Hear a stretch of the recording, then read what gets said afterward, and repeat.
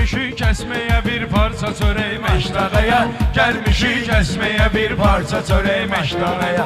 Çağırıb dur bizi adil kimi bey məştağaya. Gelmişik kesmeye bir parça çörək məştağaya. Gelmişik kesmeye bir parça çörək məştağaya.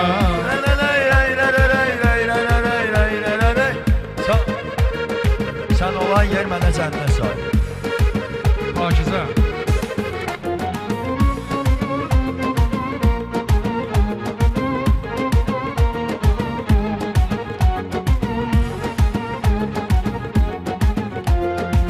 Çağırıb dur bizi adil kimi bey Maştağaya gelmişik kesmeye bir parça çörək maştağaya. Gelmişik kesmeye bir parça çörək maştağaya.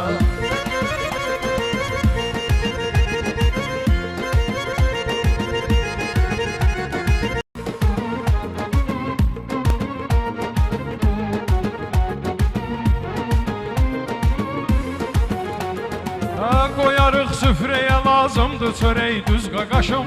Saymıram mən özümü səhnədə ulduz qaqaşım. Məştağa ləzzət eləyirdi mənə onsuz qaqaşım. Mən bugün bir də qızındırdım ürək məştağaya. Yağırıb dur bizə adil kimi bey məştağaya. Gəlmişik kəsməyə bir parça çörək məştağaya. Gəlmişik kəsməyə bir parça çörək məştağaya.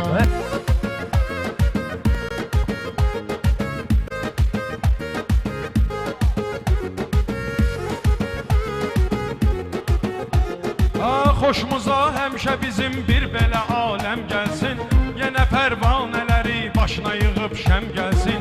Şiyeyi gözləyirik mahı məhərrəm gəlsin.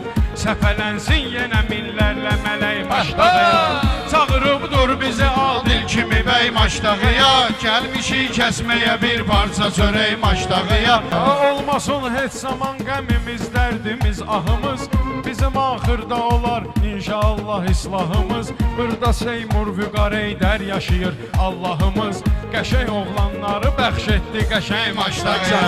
Gəlib dur bizə adil kimi bey maştağaya.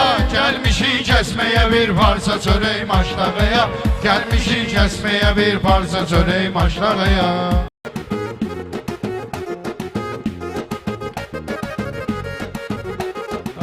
İzləyir, baxır bizə kanalda təbrik eyləyir.